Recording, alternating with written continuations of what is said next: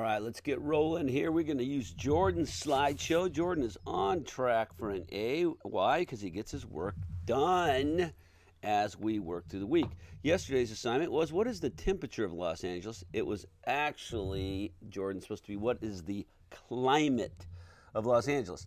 The temperature right now might be 64 degrees. I'd say it's a little colder. I'm out back about 60. But remember, climate is the average climate of Los Angeles. So in Zoom today, we'll take a look at we'll have already looked at a couple slideshows and see what the people's climate were. We'll discuss that. But if you're watching this video, we're going to skip that because we already did that in Zoom. But what should be done by Tuesday, you should have a temperature slide, a measure of how hot or cold something is. Beautiful way to learn about that is a visual. We have an energy slide, the ability to make things move or change. Energy can take different forms. For example, light energy, such as sunlight. Thermal energy, the energy measured by temperature. We'll do an experiment with energy when we get back in the class. And then we have climate. Now, here's what you were supposed to do for Los Angeles. The climate is the general weather patterns over a long period of time. So we need to know about climate. Oh, I'm going to have a sneeze. That sneeze into the mic. So notice heat and energy is represented by different colors of red and orange and yellow and different heat temperatures. So this is a map, and you can use this scale to understand what the map is telling you in colors. Always important to know how to read maps. A great slide. All right, here's our question. What determines the air temperature of location on Earth? We went through a few slides. Let's get down to where we left off yesterday, which was a guy playing with a sim on a map, and we're talking about this Christchurch in New Zealand. And we're talking about the claim of El Nino, and here's our claims. The amount of incoming energy from the sun changes, something about Earth's surface or land changes, or something about the air changes. And so we can probably rule out one, the amount of incoming energy from the sun changes. I don't think that changes. Think about the sun out there. It's coming down all the time, hitting everything in the universe. So it's pretty consistent. So it must be claim 2 or 3. And we're wondering why an El Nino air temperature makes it cooler. Why would it be cooler? So we're going to study our sim, and I'm going to play with the sim in a couple minutes. Now, before we do that and get into the rest of the lesson, you should always check groups.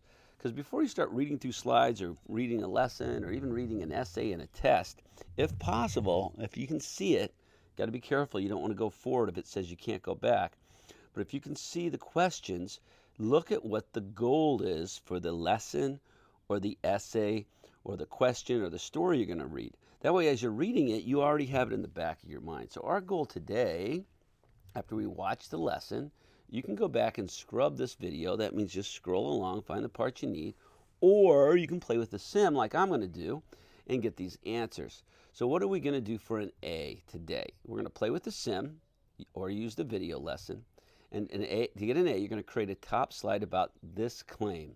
I'm giving you the claim. And you're going to write a CR with visual support, so some pictures. And here's the claim.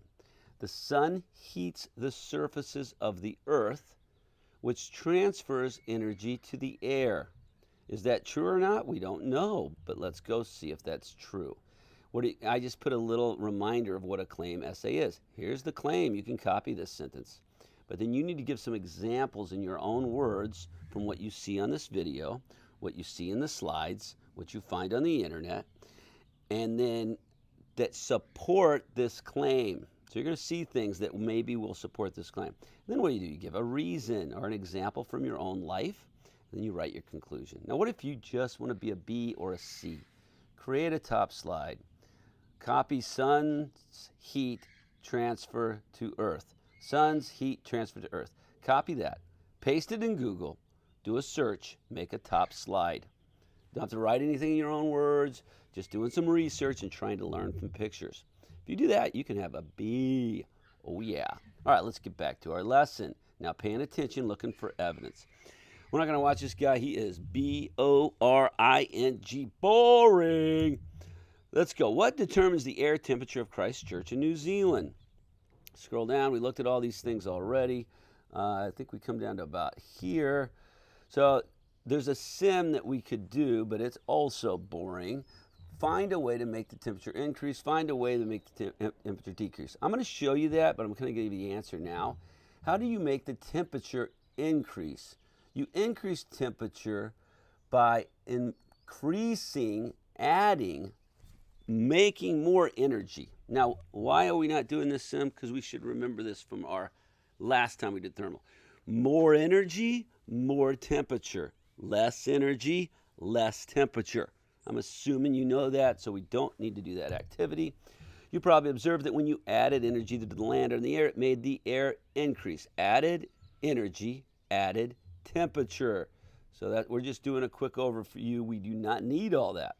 Now, if you look here, El Nino events occur every 2 to 7 years. During El Nino events, there is a shift in the climate across the tropical Pacific, which causes some areas to become cooler than usual and some areas to become warmer than usual. This graph shows that Christchurch, New Zealand's air temperature is cooler than usual during El Nino years.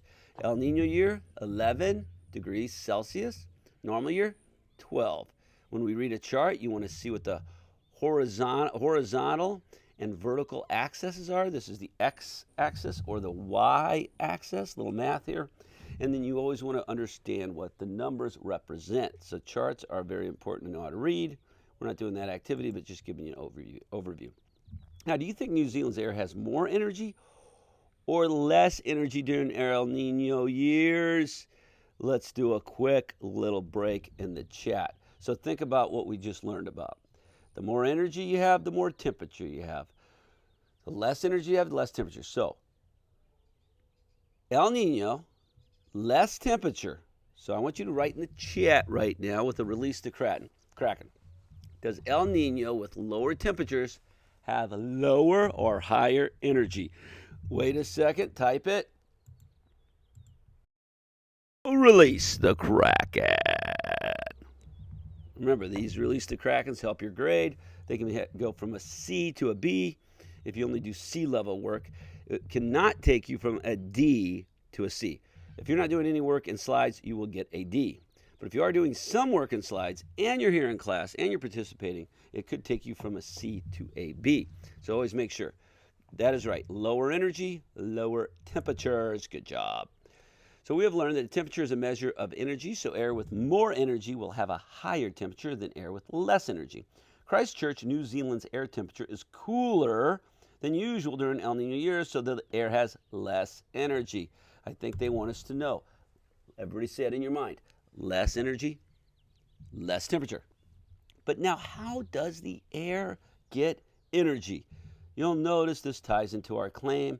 If somebody would ask you this question, you could use the claim that we are doing from groups today. And this is an important slide. When you see one of these, what do? We move it to the top. So right now, let's everybody take a quick break or move your transfer slide to the top, and we'll add a visual now or later. You have 2 minutes. Just go find this, open your slide if you haven't yet, move this to the top. Transfer slide should be at the top. When we ask how air gets energy, we are really asking about energy transfer. We want to know how energy is transferred to the air. Transfer, we just moved to the top. We're going to learn more about the word. Today, we'll consider 2 claims about how it happens. Carefully examine the 2 diagrams on the next slide. Each diagram represents one of the 2 claims we will work with today. Investigation question: how does air get energy? Energy is transferred from the sun to the air. So energy from the sun, here's the sun, here comes energy, and it just starts warming up the air. Or energy is transferred from the sun to the surface and then to the air. Now, surface can be land or water. So notice arrows come down, warms up the surface, bounces back up. These are images you might want to use to support our claim. There's an experiment here where they have this that will help us gather evidence to help support which claim is more convincing. You can do this experiment at home. Different ways to do this, different heat sources. Find something fun if you want to. This experiment models what happens in the real world. In this experiment, the sun is represented by the lamp. The lamp provides energy just as the sun does. The rocks in the table represent Earth's surface, both land and water. I don't get what they're saying the water is, but they're just saying that the surface of it. The air in the experiment represents air just above the Earth's surface, so we have air.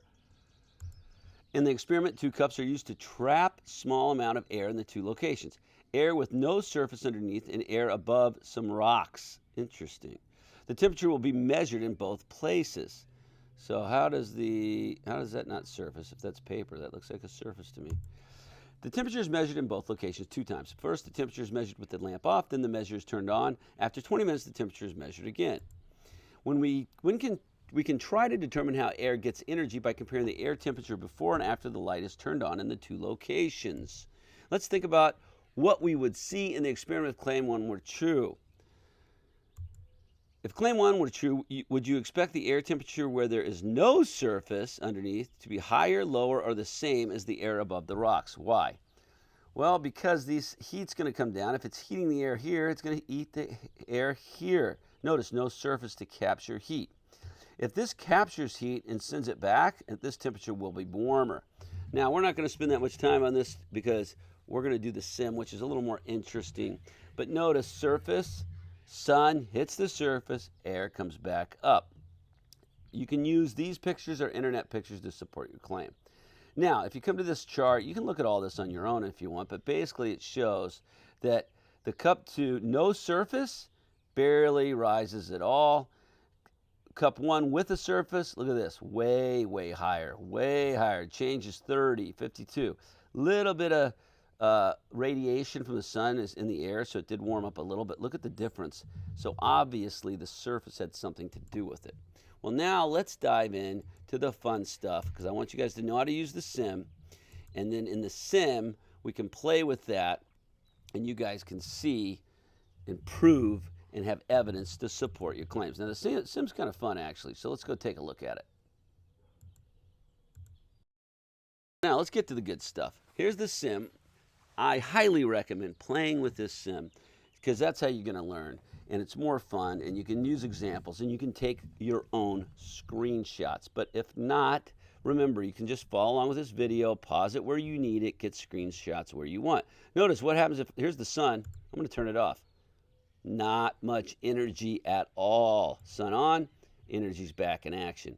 I usually like to go to high speed on things because it makes things go faster. Keep your normal direction. Now we can throw some sensors out and just see what's going on here. And you can kind of check your temperatures just like a scientist. Oh, the air is changing here. Interesting. So the energy from the sun to the land, and notice a small arrow. So big arrow, small arrow. Notice this arrow is skinnier than this arrow. Look how much energy from the sun is coming here. Temperature, warmer. Land, warmer. More energy, more heat. More heat on the land, more heat in the air. So we can learn just from this. Now, over here to the left, you can't see it. There's those little lines where you click things. If you click it, a map shows up. There's a wind map, but I'm not going to load that right now. There's an energy test. I'll load it just real quick. This is one to just show energy. You can't see over the left. It shows the temp. More energy, more air temp. We know that, okay? And then let's go to surface test. This is the one we want today. So take a look at this surface test. Great experiment. Sadly, my screen is too small. Maybe I can bring it in there. Let me see. Maybe I can bring this in. Yeah, I can. There we go. There we go. Just gotta have to make my screen a little bit bigger, smaller, I mean. There, now you have the whole thing. So this is what you want to play with. You can do your whole CER today based on this slide only and just doing some screenshots or describing it. We have energy from water to air, small arrow. Energy from air to land, very small arrow. Energy from sun to surface, huge. Let's go to high. Oh, that's solar output. This is not speed. So look at that. Lots of energy. What happens? Temperature going up. No solar. Energy dropping fast. Land energy dropping fast. Water temperature dropping fast. It gets cold fast without the sun. Let's go medium. Temperatures reverse. Now watch this. Look at the air temp here. Land temp going up, air temp going up. What does that mean? Sun comes down, warms the surface. Surface starts warming up the air. Now, once you stabilize, notice what happened here. The energy from the air to the land actually went this direction. What does that mean? The air temperature is now warmer than the land temperature. So what does that tell you? That at some point the air does heat up a little bit more than the land temperature. So look at all the different things we can learn. Now watch this, no surface. Now air temperature immediately stays the same. Let's see if it changes at all. No surface at all, which is interesting. I thought it would raise a little. No change. So we need a surface to create temperature changes. All right, so play around with that, or just what you learned from the video. Let's go back and let's take a look at our groups. The sim is here in groups, or just watch my video. And what are we going to do right now? We're going to create a top slide on sun's energy and how it heats air. The claim is the sun heats the surfaces of the earth, which transfers energy to the air. So we now know that's true.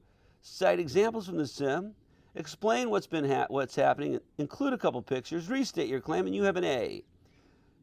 Just go find an image about sun's heat transfer to earth on the internet, put it in a top slide, and you have a B. All right, let's do this. Bam! No sun out right now, so my air is cold, but I'm staying outside because I love it. Have a great day. Let's do this.